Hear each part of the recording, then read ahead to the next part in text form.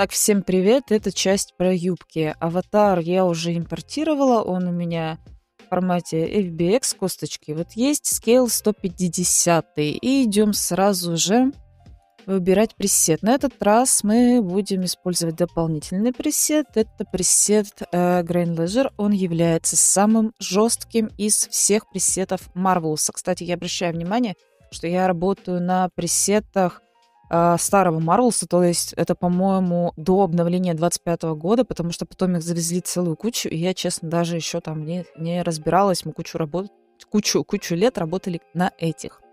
Итак, Grain Ledger. Цвет я уже поменяла. Зачем он нам нужен? Чтобы точно так же, как и со штанами, нам нужно для юбки определить место посадки. Прямоугольничек Ctrl-D, Ctrl-C, Ctrl-V. Быстренько перевернули по горизонтали и сшили между собой и по бочкам. Сейчас посмотрим. Немножечко убавим. Ага. Сзади не сшила. Ага, и вот она выяснилась проблема. Очень натянута, а надо, чтобы было свободненько. Я, когда брюки объясняла, показывала, почему это важно. Чтобы серединочки у нас все были равны. То есть вот тут вот шли по боку. Ни туда не заходили, ни сюда не заходили. Ну, чуть-чуть тут, да. Пояс на женщину. Она у нас с талией, тут с бедрами. Если бы, предположим, пояс был бы ниже, может быть, и не надо было делать такое скругление. Короче, это вниз. Опа. В принципе, кстати, вот на этом можно закончить. Временно пока. Ничего страшного в этом нет. Нет, вот, видите. Надо все равно вот это немножечко подвинуть наверх. И тоже кривую такую сформировать. Вот, чтобы все было ровненько, плавненько и прилегало. Далее. Это все мы дело фризим. И идем делаем еще один пресет. Это будет Trim Hardware, конечно же. И рассказ своих я хочу начать с юбки солнца. Юбка солнца самая простая выкройка, представляет собой простой вот эллипс. Сюда заходим, здесь эллипс, шифтом зажимаем. У нас получается вот такая вот кругляшка. И смотрите, здесь надо правильно высчитать. Где моя ручка? Где? Вот. Представьте, что эта ткань падает вниз. То есть примерно вот такая вот длина у юбки у этой и будет. Так что думайте о том, что радиус нужно увеличивать. Я еще немножечко увеличу и подниму ручки Shift-X и подниму вот так вот ручки, потому что... Кстати, можно включить симметрию. Оп-оп-оп-оп. И теперь посередине нам надо сделать отверстие, которое будет ровно пришито вот по этой окружности. Как это сделать? Берем и с шифтом раз, два. Запоминаем. Вот сейчас будет вообще жесткая математика. Давайте. 547,3. Идем сюда. Интервал эллипс. Правой кнопкой мыши. Нет, вру. Левой. И вот здесь в этом очень сложном слове вписываем то значение, которое мы запомнили. 547 и 3. Нет, рано пока, ну окей, сжать, ничего не надо. Правой кнопкой мыши. Ага, можно было не вводить. 547 и 3, да? В общем, да. И умножаем это все на 2.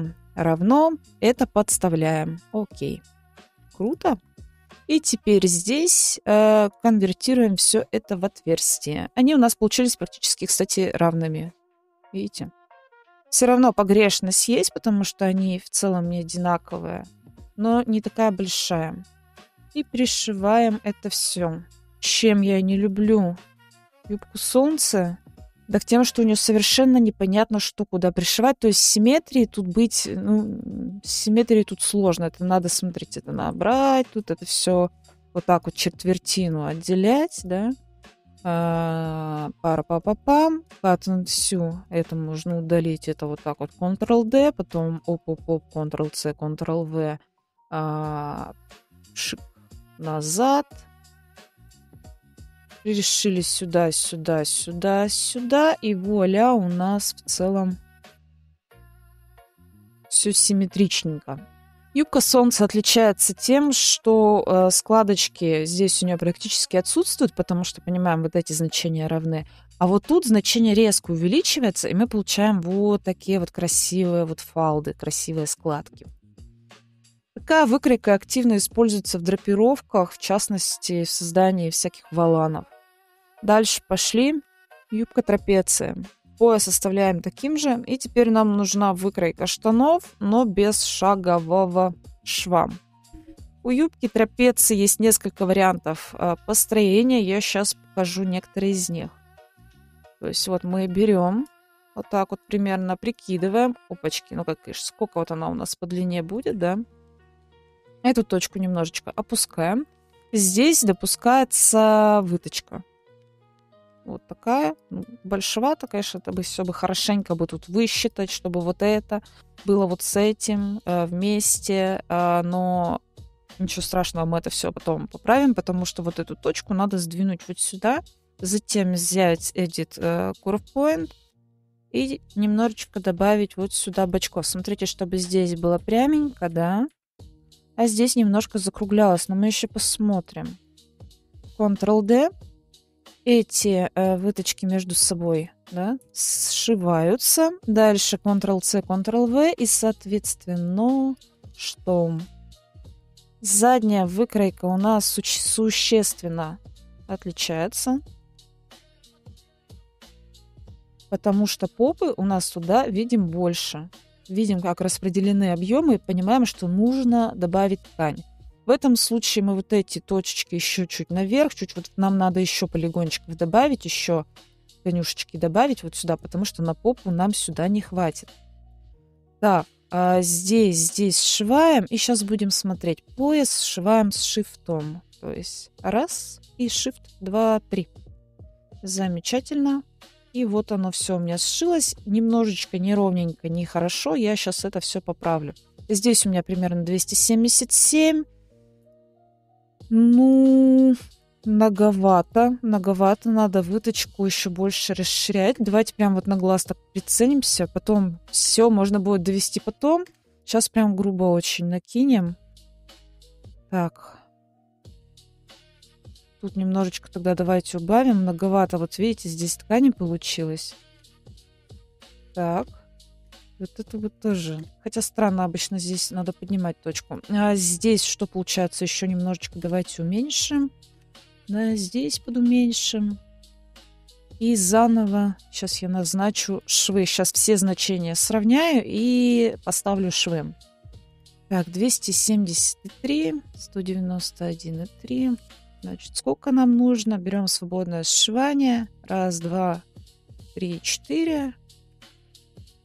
Вот сюда. Потом еще раз.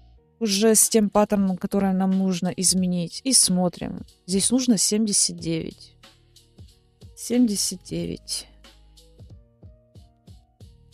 В принципе, так удобнее подгонять, чем что-то рассчитывать. Но вот эти вот точки, выточки, можно спокойно передвигать. В принципе, особо ничего, по значениям ничего не поменяется. Еще раз просто с шифтом пришейте, потому что все шовчики у нас немножечко съехали.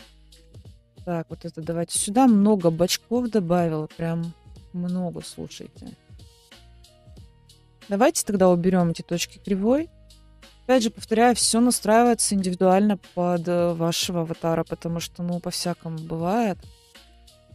То есть она могла быть больше здесь объемно в бедрах, тогда вам придется добавлять эту точку, да. Особенно если что-то в обтяжку. Так. Вот тут, мне кажется, вот прям вот просится. Ага. И давайте все активируем, посмотрим. Оп. Немножечко бы тут бы сузить, да. Немножко тут бы сузить. Потом это все надо будет объединять. Не весело. Я бы еще немножечко, может быть, вот тут подсузила, но это исключительно под моего аватара бы так вышло. Следите, чтобы линии были все посередине. И вот эти вот гадости, видите, вот эти вот гадости спокойно убираются утюгом с парапапапам. с минусовым шрингейджем. Бам-бам-бам. И все. Замечательно. Отдельное место в сердечке занимают драпировки. Так. Давайте пояс я все-таки оставлю. Драпировочки. Давайте я вам покажу, какой инструмент Марвелуса этим всем делом управляет. Смотрите, сначала, конечно же, нам нужно большое полотно ткани, потому что мы понимаем, мы сгибаем, да, и объем ткани немножечко, да, уменьшается. Фризим пояс. Вот. Покажу, какой инструмент для этого предназначен в Марвелусе. Сейчас вот здесь нужно смержить и убрать симметрию. Убрать вот эту точку, конвертировать точку кривой, и я бы вообще их все удалила и назначила бы новое. Вот так, да, не очень просто. Это все еще подготовка. Так. Сейчас я подсимулю пояс, потому что он вообще никуда не годится. Ага, фриз. И здесь нам как раз понадобится наш пресет Grain Laser. Так, смотрите, сейчас будет тоже нихуя себе математика. Смотрите, берем инструмент добавить точку, щелкаем вот на этот срез и разделяем на количество точек, которые будут обозначать у нас места сшивания складок. Число это должно быть кратное 3, чтобы сработал вот этот инструмент. Окей. И дальше, помимо этого, это все еще подготовка. Мы выделяем этот край и вот этот край. Offset Center Line Along Curved нажимаем и там вводим значение на 1 меньше, чтобы линии у нас совпали с точечками. Далее мы идем, берем инструмент Blitz Fold, щелкаем от начала до конца. Выбираем, к примеру, Box Split, если захотим. И я настоятельно советую сначала подсимулить без сшивания. Так результат будет лучше. Сейчас она на Grain Laser упадет и сложится в складки. Давай. Как-то очень неохотно. Несколько раз даже можно подбрасывать. Теперь идем, берем инструмент Blitz Saving. Сначала сюда хоп, а потом сюда оп. И если все сделали, все, кайф совпадет. Все, видите? Все классно сшито. И давайте. И опа. И вот такие вот интересные складочки у нас получаются. К примеру, так можно сделать еще другие складочки. Давайте уберем швы.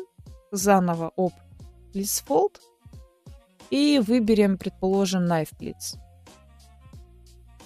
Сейчас она пересложится, видите? Опачки.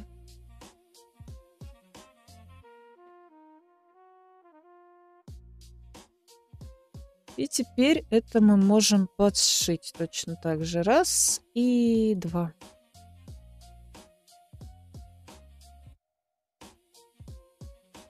И будут у нас уже вот такие вот складочки. А можно еще, знаете как? Убираем швы, Blitz Saving. И давайте сейчас уберем все вообще линии, все точки. И сейчас мы возьмем и сделаем Offset Center Line Along Curve на 100. Да, на 100. Нажимаем здесь Blitz Fold, здесь шлеп и выбираем Accordion Blitz.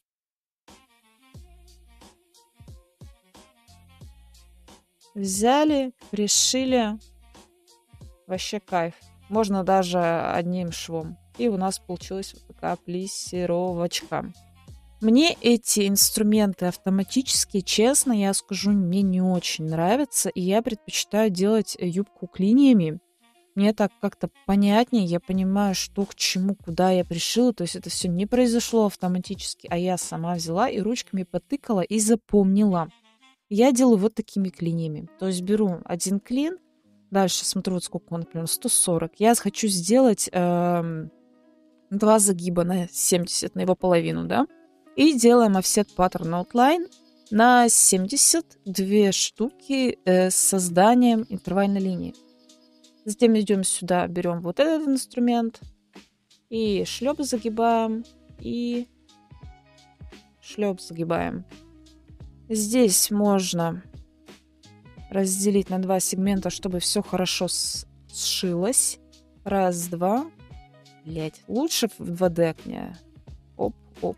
Вот у нас одна складка. И я делю на количество точек вот здесь. Это количество складок. Сколько мне надо, вот, например, здесь складок. Ну, примерно надо, чтобы они еще подходили. Вот 68, это нормально. И то есть мы пришиваем вот этот сегмент. Смотрите, куда. Вот этому и вот этому. Все. Дальше уже проще. Берем, копируем.